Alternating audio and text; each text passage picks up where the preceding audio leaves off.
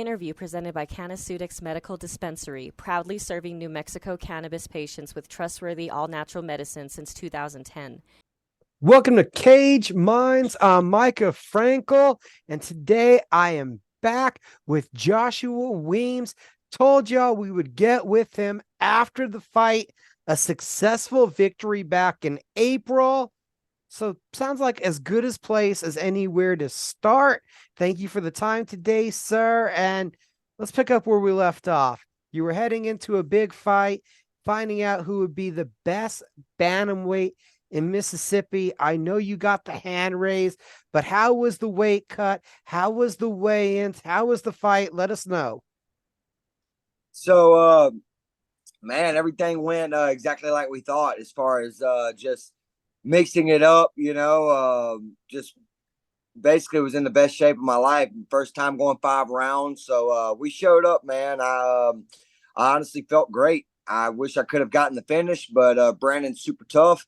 And, man, I'm not mad about not finishing him because I did do some really, really good stuff that we've been working in camp. I made it work in the cage. And if you're not a fighter, you might not understand this, but during camps, it's easy. It's not easy, but it's easier to work some of the new stuff in the gym, but harder to pull it, so to speak, live fire in the cage. So we were able to do that, and it's just showing evolution in our camps and me, the growth as a fighter. So yeah, man, definitely not satisfied with it, but definitely going to just keep on getting better from it.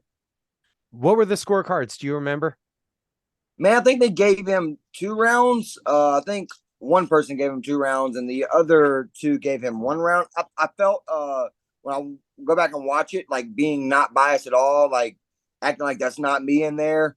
It was a questionable first round, and the 4th round he won. He just kind of sat on top of me. I didn't threaten enough off my back. I think I was kind of gearing up for a strong 5th round, which is what I did do. I ended with a good, strong whole, 5th round, but I don't like, that's what I'm saying. I'm not satisfied. There was things that I'm going to take away from that. Like, I could have been better, more strength and conditioning. I actually, no excuses at all, but I tweaked something in my lower abdomen, probably about everybody out at Jackson Winks knows it, that was training with me, but probably about little less than 3 weeks out from the fight. So I had to quit lifting completely. I couldn't even do jujitsu. So yeah, man, we were lucky to just get through, and it actually went away on fight week, during cutting weight of all things. That's a Jesus thing. Like, he was, like when you start cutting weight, you start feeling those injuries a lot worse. And, man, it went away on fight week. Everything just worked out perfectly. The cut was easy. I know you asked about that. It was just right on the money. Exactly the way I think that was the best cut, the best refuel. I don't think I could have done it any better, actually. So I'm just I got all that documented and gonna kind of go back over that and make sure this cut's the same or maybe, pretty close, So yeah, man, it's good. Going 5 rounds, getting the win. What was there in that 2nd, 3rd, and 5th rounds that you did that you're proud of? Man, honestly, really it was the first round. It's weird. I gotta like sometimes get hit to wake up, and yeah, he clipped me clean early, and I kind of after I was able to get through it. I don't know. I felt good. I know there was a point going into the 4th. I think I asked my coach. I said, "Hey, are we going into the 5th round?" And he was like, "No, man. That's what it was. It was just the end of the 3rd." And he was like, "You still have 2 more rounds." And I was like, "Wow." I wasn't winded, but like again, my muscles were like, like the lactic acid was, I was definitely feeling it. Your arms kind of throbbing is what I'm getting at. Like my arms are just like heavy, but I was able to shake it off and get out there and keep it going. I don't think I really showed signs of fatigue in the fight when I go back and watch the video. But one thing I'll be working on this next camp is just weightlifting all the way through camp because I've always done that. And one other time I kind of got an injury where I couldn't lift, and same thing, my muscles kind of wanted to give out. So just learning from all of that. How do you feel about the win overall, because we knew that with Brandon, his background, with the local narrative, this was a fight to see the best in Mississippi. The platform, you had said you kind of looked up to him a little bit coming up as a younger fighter, that veteran, that big of a win. You take all those circumstances in, and how do you feel about that you got that victory? Man, again, not satisfied, but I'm definitely happy with the win because Brandon's a tough guy. I think if you're gonna beat Brandon, you're gonna have to knock him out or hurt him really bad and put him away. I caught him with some clean shots that I'm proud of because Brandon is a really clean striker, and I was able to really mix some things in. So yeah, man. Again, just showed the evolution and was really, I was proud of that performance for sure. But again, trying to not be satisfied with it. Want to continue to learn in the areas that I can get better at. Like I was taken down 2 or 3 times. There was a whole round where I might have only thrown up 1 or 2 submissions. So I'm definitely learning in the areas that I was not doing as good. So, but yeah, man, I'm definitely pleased with the performance. Joshua Weems is my guest. I want you to expand on something you mentioned earlier. You kind of touched on it. How hard is it to get that same comfortability throwing new techniques? You've worked on in with the bag. You've worked on it with your coach. You've tried it in sparring, but how hard is it to see the moment, take advantage of it, and throw at a technique that's only semi-natural to you? Right. Like meaning not have as many hours as some of the things that are already built into your game. It's really a commitment, man. It's like some of the takedowns, if you watch that fight, some of the takedowns, that's what we've been really trying to master is what we call camouflaging our takedowns with our strikes, And there were some of the moments in there where I was like, this is just what we drilled. Quit being a punk and shoot for his legs. So, there was definitely some moments where I had to, make myself commit, pull the trigger. Again, like, trying to work my southpaw game.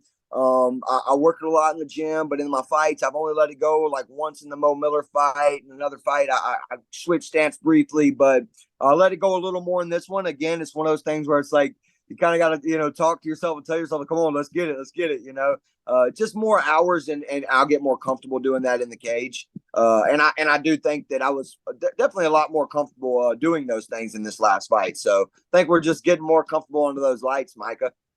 Talking about the lights, I wanted to head there anyway. You've been in the Apex, you've been in front of Dana White, but that's a surreal kind of experience, and it's kind of quaint in there. I'm guessing Gulf Coast MMA 19 there in Mississippi with the height of your two fandoms, that was a ruckus environment. Was there any kind of mental or emotional evolution you felt that you took that night with dealing with everything else that's going on around and not letting it affect your game and your night? Actually, it was weird. I thought I was going in his backyard, and which I did. That was his hometown. He had a lot of people there, but I don't know. The promoter James Sharp, he really set me up with the greatest seats. So like when I looked up in the balcony, I had at least 60 of these screaming wide open Weems fans. So I felt like I was in my own home. Nothing bothered me. I looked up and I seen my beautiful wife. Man, it was like I was in Jackson fighting in front of all my people. It didn't even feel like I was in his, arena. The only time I heard the crowd go wild is when he hit me one clean time in the first round. But other than that, it was pretty much quiet from his fans when I was, running my game. So it was good. I was able to block it all out because I think it was probably, I don't know, my little 60 people made it seem like I don't know, they were just as loud as his 200 or 300 people he had in the room. On an emotional level, was it an emotional night for you? The last time you fought the UFC, there's all this anticipation. We know what happened on the scale. The fight doesn't turn out your way. I'm guessing that getting the hand raised again, doing it at home in front of your people, the people that have supported you, there was some real emotion getting your hand raised. Yeah, it was most definitely emotional.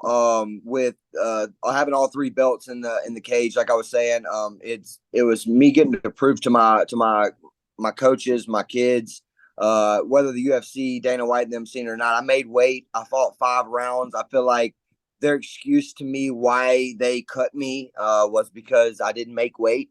I took that fight on 72 hours, maybe a little more than that notice.